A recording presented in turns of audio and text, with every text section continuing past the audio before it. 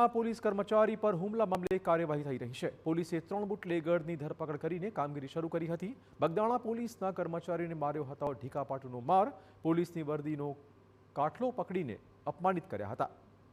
ઉલ્લેખનીય છે કે બગદાણા પોલીસે પ્રોહિબિશન કેસમાં ફરાર શખ્સને પકડવા નાના ખૂંટવાડા ગામ પહોંચી હતી। ત્યારે આરોપી તેના ઘરે અન્ય શખ્સ સાથે બેસીને દારૂ પીતો હતો। જે બાદ પોલીસ આરોપીને પકડીને વાનમાં બેસાડે તે પહેલા વધુ એક વ્યક્તિ પહોંચી ગયો અને પોલીસ પર હુમલો કર્યો હતો। પોલીસ કર્મચારીની વર્દીનો કાટલો પકડીને અપમાનિત કર્યા હતા। એટલું જ નહીં, દારૂનો નાશ કરીને આરોપી પોતે જ વિડીયો ઉતારવા લાગ્યો હતો કે ક્યાં છે દારૂ, આવું પૂછીને પોલીસ પર જ આરોપ લગાવવાનો પ્રયત્ન કરાયો હતો અને ઢીકાપાટુનો માર મરાયો હતો। જેને મુદ્દે પોલીસે 3 આરોપીઓને પકડીને અલગ અલગ ગુનાઓ દાખલ કર્યા છે। આ ઉપરાંત 1700 લીટર આથો અને દારૂ બનાવવાની સામગ્રી પણ કબજે કરાઈ છે।